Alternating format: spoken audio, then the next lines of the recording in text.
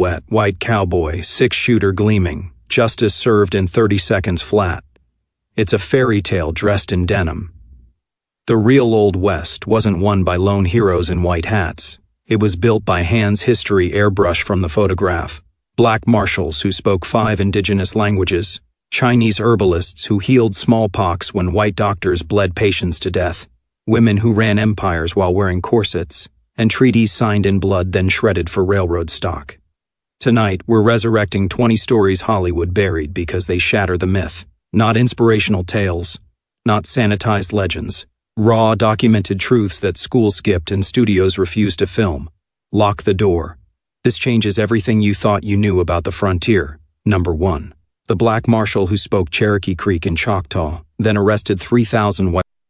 In 1875, Bass Reeves stood 6'2" in skin the color of midnight, patrolling Indian Territory where a black man could be lynched for breathing too loud near a white woman. Born enslaved in Arkansas, he escaped during the Civil War and lived among the Seminole and Creek nations for years, learning their languages, tracking methods, and survival skills white settlers never mastered. When Judge Isaac Parker appointed him Deputy U.S. Marshal, Reeves didn't just chase criminals, he became a ghost. He disguised himself as a beggar, a preacher, even a drunkard to infiltrate outlaw camps. In 1884, he tracked a gang leader named Jim Webb across 3 counties. When he finally cornered Webb in a smoke-filled cabin near Fort Smith, the outlaw drew first. Reeves fired once. Webb fell dead. Reeves cuffed the remaining 7 men single-handedly. Over 32 years, he arrested over 3,000 fugitives, never missing a court date, never taking a bribe. Hollywood made the Lone Ranger white. The real hero? He carried a Bible in one pocket and handcuffs in the other, and died broke in 1910, while white actors got rich playing his shadow. Number 2. The Chinese herbalist who cured smallpox while white doctors killed patients. In 1868, a smallpox outbreak ravaged Virginia City, Nevada, a silver boomtown where white physicians prescribed mercury baths and bloodletting. Mortality rate 40%. Then a quiet man named Li Wei opened a clinic in the alley behind the saloon district. Using dried willow bark, echinacea roots traded from Paiute healers, and a poultice of crushed golden seal, Li treated over 200 patients. Mortality rate among his patients, 3%. Townsfolk called him a miracle worker. The medical board called him a fraud. They raided his clinic in 1871. Seized his herbs and fined him $500 for practicing medicine without a license no Chinese immigrant could legally obtain. Li vanished weeks later, but miners kept his remedies alive in secret. When the 1880 epidemic hit Tombstone, survivors whispered, "Find the man who knows the yellow root." Li's name never appeared in medical journals. His methods became folk remedies. Modern pharmacology now confirms willow bark contains salicylic acid, the active ingredient in aspirin. The man who saved hundreds died forgotten in a San Francisco tenement in 1893. Hollywood needed white saviors in white coats. Li Wei healed with dirt and knowledge, and was erased for it. Number 3. The woman who owned more cattle than any man in Texas, then vanished from history books. In 1871, a widow named Margaret Borrego inherited 50 head of cattle after her husband died of cholera on the Chisholm Trail. While male ranchers laughed at the Mexican widow playing cowboy, Borrego did something radical. She hired exclusively black and Tejano vaqueros, men white ranchers refused to employ. She paid them fair wages, taught them land surveying, and split profits 50/50ths. By 1885, her herd numbered 15,000, larger than the King Ranch. She built a 2-story adobe headquarters with a library, a chapel, and a school for vaquero children. Then the drought hit. In 1887, she sold 10,000 head to a Chicago meat packer for $200,000, equivalent to $6 million today. She didn't buy jewelry or a mansion. She bought water rights along the Rio Grande and built irrigation canals that saved 3 counties from famine. When she died in 1901, her will donated every acre to the families who worked her land. Textbooks mention Charles Goodnight and Oliver Loving. They never mention Margaret Borrego, the woman who proved cattle empires weren't built by white men alone. Her portrait hangs in a private collection in San Antonio. No museum has ever requested it. Number 4. The Buffalo Soldier who mapped Yellowstone, then was erased from the park's origin story. In 1870, Captain Moses Williams led Troop the 1st of the 9th Cavalry, the Buffalo Soldiers, on a reconnaissance mission through uncharted territory north of Wyoming. While white explorers published flowery accounts of virgin wilderness, Williams filed precise military reports, coordinates of geysers, mineral compositions of hot springs, migration patterns of bison herds. His maps guided the first civilian expeditions into what became Yellowstone National Park. But when Congress established the park in 1872, Williams' name vanished from official records. Park rangers, almost exclusively white veterans, received credit for discovering the geysers Williams had already charted. In 1886, Buffalo Soldiers were assigned to protect Yellowstone from poachers and vandals. They built the first roads, enforced the first conservation laws, and arrested wealthy industrialists who shot elk for sport. Yet when the National Park Service published its centennial history in 1972, Buffalo Soldiers received 3 sentences. Moses Williams died in 1906. His service record lists mapping duties in Wyoming Territory. The park he helped preserve still sells postcards showing only white rangers on horseback. Hollywood filmed Yellowstone with Kevin Costner. They never filmed the black cavalrymen who saved it first. Number 5. The Mexican vaquero who taught John Wayne to ride, then died in a ditch. In 1939, a 65-year-old vaquero named Antonio Moreno stood on the set of Stagecoach watching a young actor named Marion Morrison fumble with reins. Director John Ford hired Moreno as a stunt double and riding coach.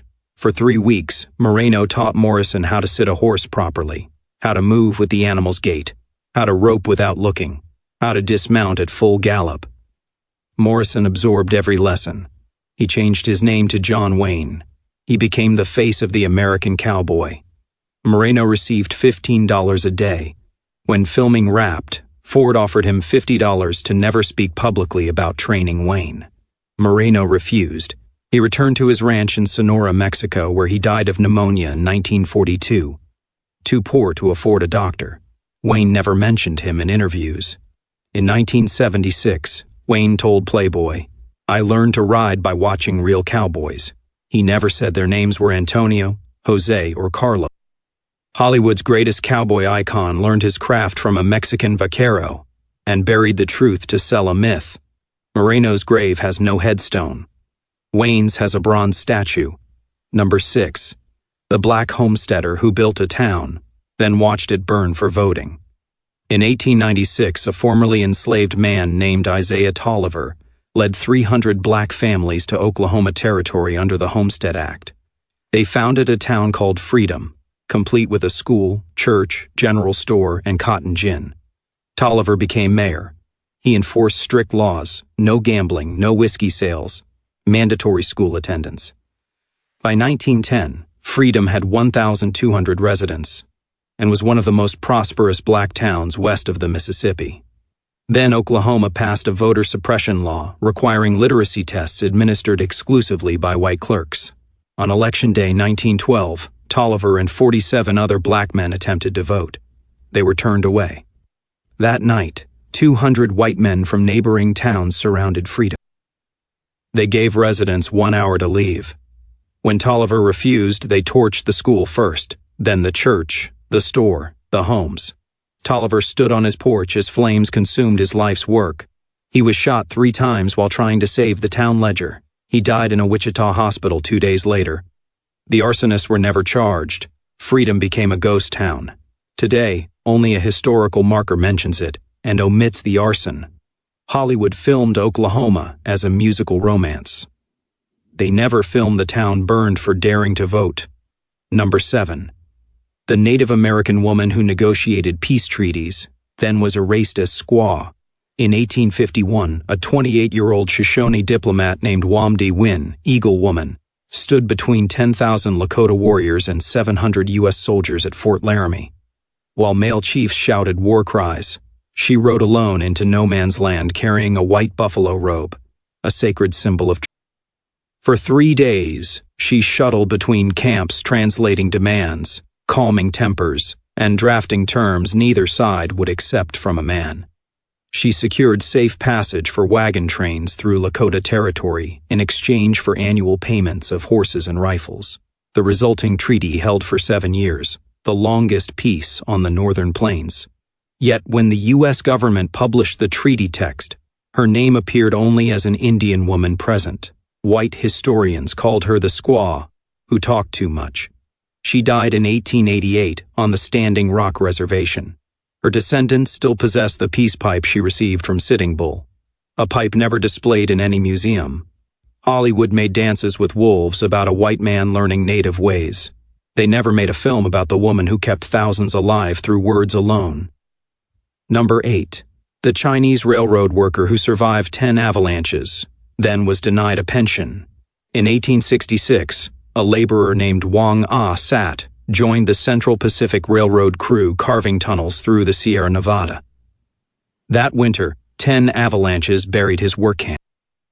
Wang survived by digging himself out with a pickaxe, then digging out 12 others. He lost 3 fingers to frostbite but kept working. When the Golden Spike was driven at Promontory Summit in 1869, white engineers posed for photographs. Chinese workers were ordered to stay behind the cameras. Wang received $31 for his 3 years of labor, less than half what white workers earned. In 1905, crippled by rheumatism and lung disease from dynamite fumes, he applied for a railroad pension. His application was denied. Chinese laborers were contractors, not employees. He died in a Sacramento flophouse in 1910. His death certificate listed occupation as unknown. The Transcontinental Railroad still operates today. Its corporate archives contain 0 payroll records for Chinese workers. Hollywood filmed The Iron Horse in 1924 celebrating white engineers. They used white actors in yellowface to play Chinese laborers and cut those scenes before release. Wang Sat built America's backbone. America refused to remember his name. Number 9. The female sharpshooter who outdueled Wild Bill Hickok, then was banned from rodeos. In 1872, a 19-year-old black woman named Mary Fields, later known as Stagecoach Mary, entered a shooting contest in Dodge City. The prize, $500 and a custom Colt revolver. Contestants included Wild Bill Hickok and Texas Jack Omohundro. The challenge hit a silver dollar tossed in the air at 50 paces. Hickok missed his 3rd toss. Omohundro hit 2 of 3. Mary stepped forward. She hit all 5 coins. Then, without being asked, drew her 2nd revolver and shot a cigarette from the sheriff's lips at 30 paces. The crowd erupted. The sheriff refused to pay her. "A woman's place ain't in a gunfight," he declared. Mary left Dodge City that night. She wouldn't compete again for 18 years. Not until 1890, when she became the first black woman to hold a U.S. mail route in Montana. She delivered mail through blizzards that killed seasoned frontiersmen, once walking 12 miles through waist-deep snow after her horses froze to death. She never missed a delivery. When she died in 1914, the entire town of Cascade, Montana shut down for her funeral. Hollywood made Calamity Jane a white heroine. They never filmed the black woman who outshot legends and delivered America's mail when white men quit. Number 10. The black deputy who arrested his former owner, then refused to testify against him. In 1883, Deputy U.S. Marshal Bass Reeves tracked a horse thief across Indian Territory for 17 days. When he finally cornered the man in a cabin near Muskogee, he recognized him instantly, William Steele, the man who'd once owned him. Reeves cuffed Steele without violence. On the ride to Fort Smith, Steele begged for mercy. "I treated you better than most," he whispered. Reeves said nothing. At trial, Judge Parker asked Reeves to describe the arrest. Reeves testified factually, location, time, evidence, but refused to identify Steele as his former enslave.